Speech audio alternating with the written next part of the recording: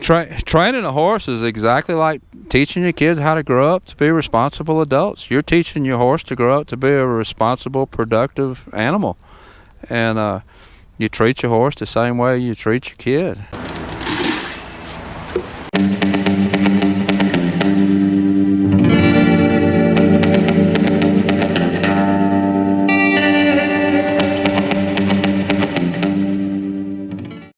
There. Good morning, welcome to Tim Anderson Horse Training. Today we're in Arizona with some friends of ours. We're with Alan and Blake. Come on over here, Alan and Blake. With the farm on Route 66. And we have John with 10 Barn Farm and his boys. What's your boys' names? Johnny, Andy. Johnny and Andy. And we're going to be riding some horses today and showing each other some things and having a good time and working together to see if we can make these horses better. So I hope you enjoy seeing what we do today. He's kind to say that we're showing each other things. We're here to learn from a world champion, and we're just honored to have him here on the farm on Route 66 and to have 10 Barn Farm join us. So anyway, this is pretty awesome. Thanks so much. Yeah, you're welcome. Happy to be here. I'll show you how to tie a quick release knot. You go around the post. He's being nice. He's watched our channel and knows that our horses get loose all the time. And then take that and make a loop. And take the loop and go through. Now I'm going to make a loop with this one and push through that loop. Pull it snug, make a loop, push through that loop.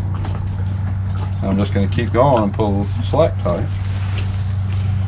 Now at the end, you can run your end through and then that'll lock it tight. So that horse is tied. And when you get ready to pull him loose, you just unscrew that. That's awesome. So your horse won't get loose anymore.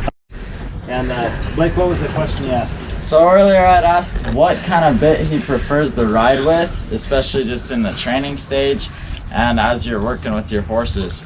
Yeah, so we're going to be working on a lot of basics, a lot of body control and things like that. So when we're working on basic stuff, I typically go back to using a ring snaffle, a snaffle bit. A bridle can work on 7 different pressure points on the horse's mouth, and a snaffle bit is going to max out at 2. You get a little bit of pressure on the bars, and you'll get a little bit of pressure on the corners of the mouth. So anytime I'm doing basic training, bending the body, softening the body, moving the shoulders, the hips, that kind of thing, I'm going to go back to a snaffle bit. And that'll change later as the training progresses, and then we'll go to some different bridles, different bits that do different things. A bit can put pressure on 7 different points on the horse's head, and each point will do something different. So real quick, I didn't even think I learned this. You said that a snaffle bit only has 2 pressure points. What would be the other 5 that we could have with other? Okay, so this one is pretty much going to put pressure on the bars of the mouth and the corners of the mouth. That's 2. The tongue would be 3. The roof of the mouth would be 4 if you have a ported bit. The chin right here is going to be 5. If you have a bit with a nose band across the top, or a boselle, that would be like a hackamore, that would be 6. And then a pole is 7. Okay. So you have to have a leverage bit in order to put contact on the pole and the chin. And a hackamore will put pressure on the nose. So depending on what you're wanting your horse to do and how you want him to bend is going to determine what kind of bit you use. And one more thing, we haven't even talked about this. Personally myself, I never ride a horse in the same bit more than 3 rides in a row. Really? I'll have similar bits and I'll swap up just a little bit, and that keeps all those pressure points on that horse's mouth fresh. So I might ride. So even the horses you're showing? Even the horses that I'm showing. Wow. Yeah, I'll swap around. I'll have like 3 bits that are similar, and I'll know that I want to show the horse in a particular bit. But riding up to that, I'll ride him some in that bit, and I'll ride him some in 2 other bits. Wow. So I never ride more than 3 rides in a row in the same bit. No? Perfect. He's holding that bit. So when I go to make contact, we're going to have better communication. So when you go to pull, that horse can feel that, and he knows that pressure is coming before it actually comes. Oh, just because there's some weight on there. Just because there's some weight on it, and you can feel that rotate. Yeah, I picked up this little headstall, and I've liked it for training. This is a really good headstall for training. I have a set warm-up routine that I do every time I get on with every horse. Doesn't necessarily mean you need to do what I do, but when I get on a horse, I want to make sure that that horse understands that I'm in charge and I'm making the decisions. And if you notice, when I walk this horse out, get this back, I kind of pulled her around a little bit. She followed me real nice. What that does is that tells me that she's willing to take my instructions, and that tells her that I'm in charge. So that's just walking from there to there. I'm already training. I'm already getting my point across. So when I first get on, very first thing with any horse, I want to make sure, try to put this through here, it's not long enough. Top there. I want to make sure that I control speed and direction. I want to control what direction we go in and how fast we get there. That's my main number one objective. So when I first get on, I'm going to step up in the saddle and sit down, but I don't want the horse to walk off. The first thing I'm going to do is I'm going to make sure the horse stands.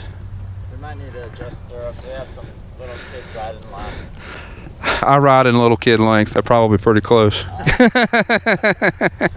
I'm short-legged. If they're not right when I get on, I'll get off and adjust them. But I want to make sure the horse don't walk off. And before I even worry about putting my leg in the other side, I'm going to make sure the horse stands still. Then I'll get my foot in the other stirrup and sit.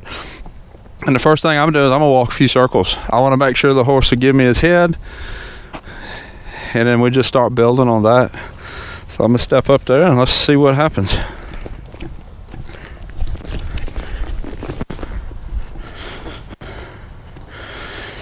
Just right. I want to make sure that she knows that I'm making the decisions. So I'll step up there and we're going to sit a minute. I'm going to just kind of get situated. Especially when I'm sending a horse to somebody that's going to be ridden by a non-pro or a beginner. The horse needs to stand while they're getting on. So this is one thing that I'm real big about. We'll sit here and adjust my hat, get situated in the saddle before I ask the horse to walk off. And then when I do, what I'm going to do is pick up either rein. It doesn't matter. I usually do left because I'm left-handed. And I'm just going to walk a couple of circles. Now, if you notice how I use my reins, I'm going to ride with a pretty loose rein. And when I go to pick up my left rein, I'm just going to run my hand down, bend her head to the side, his head to the side. I'm just asking him to walk off with my legs. I'm going to hold that head there and wait for that horse to stop.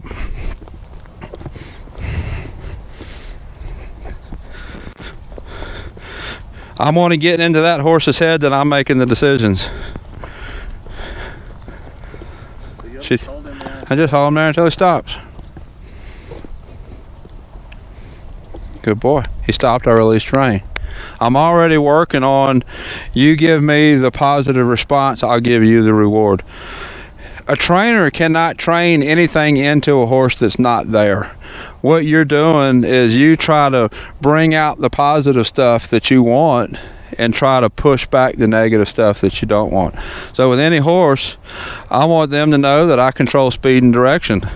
Now I'll go to the other direction. Same thing, I just kind of hold rein in the middle, slide my hand down, bend his nose just a little squeeze and walk off. I'm not going to bend it all the way around to my toe. You see, I just got him bent just a little bit. See his head start to relax? And we're just going to wait and reward. Now, when I'm pulling for this, I'm pulling my hand out to the side just a little bit. The next thing I'm going to do is I'm going to start lifting my hand. Other than that, my hand is kind of an imaginary box right here. And I keep my hands pretty much in that box. So if I'm going to go off that way, I'm going to take this rein and I'm going to lift it here and walk off that way. My inside hand is going to be a little bit higher than my outside hand. And I'm elevating this shoulder. See how he's kind of breaking at the pole right here and bringing his nose in? That's the beginning of stretching his nose, stretching his neck out. Now we're going the other way. That encourages him to lower his pole, and I'm just kind of asking him to walk forward with my legs. So my hands always stay right here in this box right here in the front. Y'all see that? That make sense to you? And then the next thing I'm going to add to that is I'm going to add a little bit of leg pressure with my inside leg. As I'm walking a circle, say I'm walking a circle to the left, I'll take my calf, I'll start here tightening my pressure up, working down to my calf, and then I'll eventually get to my spur. I'll start up here and then work my way down. And if the horse moves, at whatever point the horse moves, I release the pressure. So I only go to spur if I need that pressure to get the horse to move over. So I'll wear spurs every time I ride. I always use ask, tell, demand. I'm going to ask the horse nicely the first time every time. It's kind of like telling your kid, would you go do the dishes? And then I'm going to tell, I told you need to get them dishes done. Well, and then you go to demand, you're not going to football practice till you get them dishes done. So it's kind of, so I bet them dishes will get done. So everything builds like that. You gotta and you don't nag. You don't ask. If there's never any repercussions, if you never go to anything stronger, the horse just keeps blowing you off. Your inside rein controls the bend of the horse. The outside rein controls the shoulder. So if I'm walking in a circle and I've got that bend going, I can have loose pressure on this rein, or I can keep that bend and I can make contact on that rein and I make that circle smaller. So you don't necessarily have to have equal pressure all the time. So inside rein is bend, outside rein is, you get further along and you get your horse where you're working on your rein and spin, that outside rein is what sets him on the inside back leg to make him spin around. So once I start walking circles,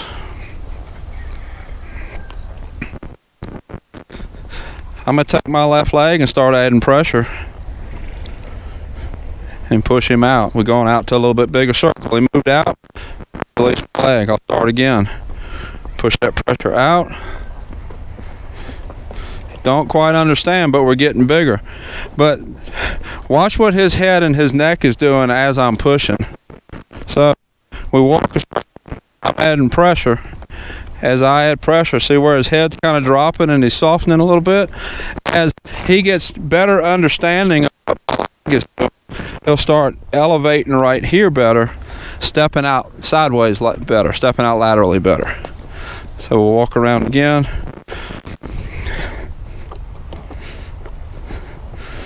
Use my hands to kind of slow his forward momentum just a little bit. He's thinking the leg means go. There we go.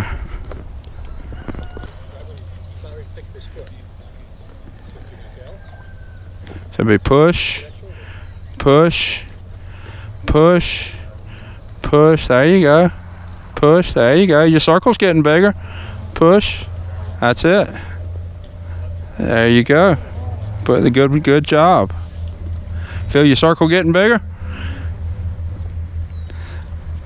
So, and what this does, you're pushing, if you're walking to the left and you're pushing that shoulder out, just like what he was doing, I'm pushing that shoulder out, but I'm lifting that shoulder up.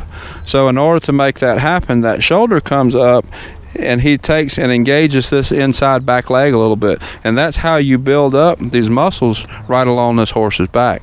So you work the left side and build up the left shoulder and the left muscle along his back, and then you go the other way and build up the right side and the right muscle along his back. And that also helps your backup become better.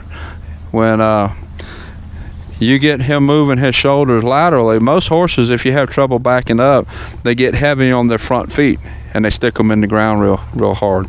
So to get the backup better, you want to soften these front feet up, and that's what you're doing, walking that circle and pushing the shoulders around. You're softening the front feet. So when I get ready to ask the horse to back up, you've worked both shoulders this way. If I push up my left leg, the shoulder goes that way. If I push with the right leg, the shoulder goes that way. Now when I get ready to back up, I hadn't tried this on this horse, we'll see how it goes. I'm going to use my reins, and pretty much all I'm going to use it for is to tell the horse, don't go forward. I'm not really going to pull this horse back. So I'll hold my reins, and I'm going to use the same pressure and squeeze. He's stepping forward. I'm just going to stop him from going forward. There. He took a step back. He lifted his back up. So if you hold your arms over your head and somebody tickles you in the stomach, you're going to pull your arms back down. Okay, so that's basically what I'm doing right here. I'm telling him that what I'm fixing to do does not mean go forward, so I'm just stopping him from going forward with the reins. I'm not pulling back. And then I'm going to take and kind of tickle his sides.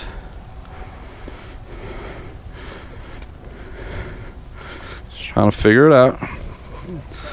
He's trying to go sideways. He's figuring it out. I'm just going to hold until he gives me what I want. There. Now let's do it again.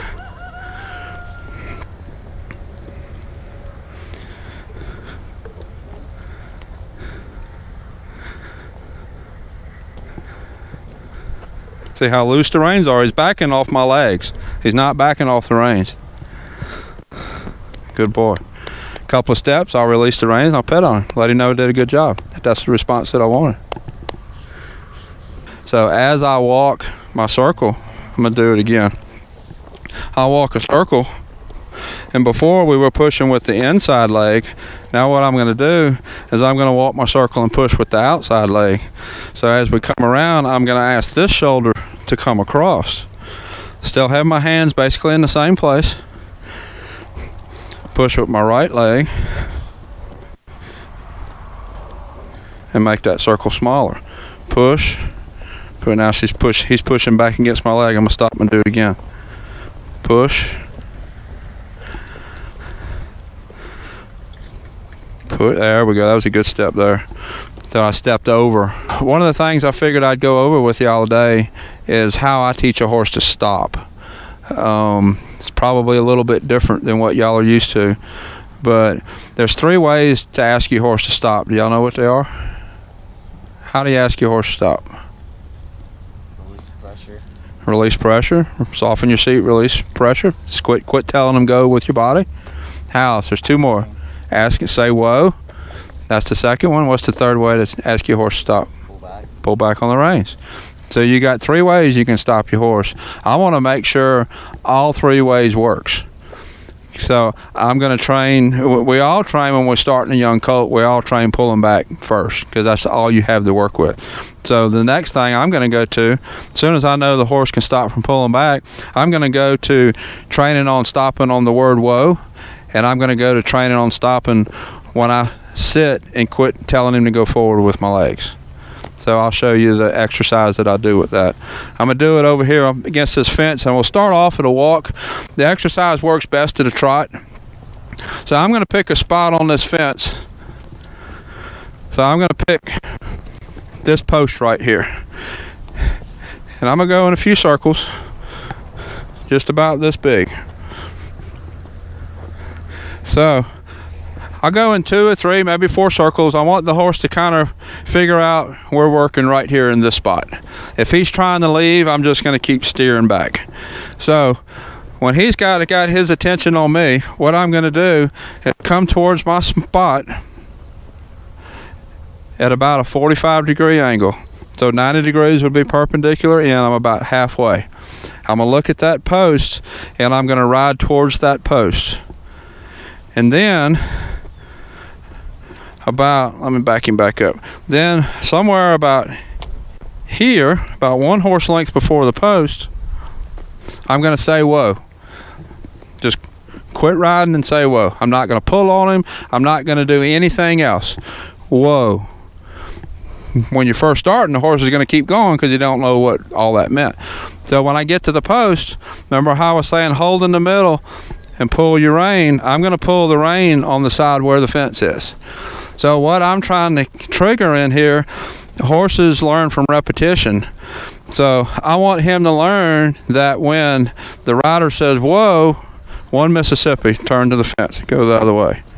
So that turn to the fence, he basically has to stop his forward momentum in the back and turn towards the fence. And this generally works a little bit better at a trot, but I'll show you at a walk. Whoa. Oh, thought about it. Turn to the fence and go the other way. I think I hear you say one Arizona, not Mississippi. One Mississippi? Are we in Arizona? What do y'all say? Y'all say one Arizona? One Mississippi? So we'll do it again. I don't turn the horse every time. I might turn him every second time, third time. He thought about stopping right there. We'll go back around. I'll ask him this time. Keep my hands in my box.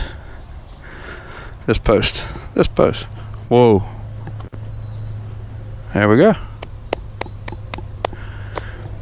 So, since he stopped, I'm gonna stop here. I'm gonna pedal on him. I'm gonna reward him. Did you set back too? I set back. Basically, I set back as you're going faster, and you're wanting to stop from a standstill. If you don't get your shoulders back and that horse stops really good, you're going to go over the dashboard. So I'm setting my body back in the position that I'm going to want it in if we're going faster. Because in the end, if we're running wide open and I stop riding and say, whoa, that horse should come to an immediate stop. And what I'm wanting the back end to do the stopping. That's where my brakes are. I'm wanting the front end to walk until we become stopped. The act of stopping is a forward momentum. You're still moving forward until you become stopped. So the back end is pushing down on the brake just like stopping your vehicle. Front feet are still stepping until we become stopped. So that's why the turn to the fence, keep that front end loose until we get the back end stopped. What you want it to do. So you've got to really pay attention to what's going on in that horse's mind. Give him a break when it's time.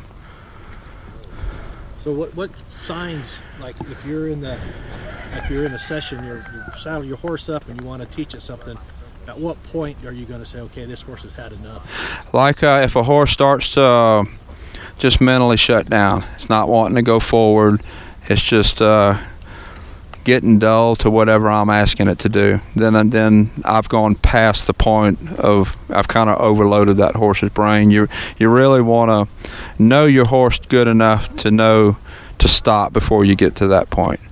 But if your horse is starting to shut down and just not, like he's just on overload, kind of like we get at the end of a really long day, and we just in mental overload, we can't take no more. You'll see that with your horse too.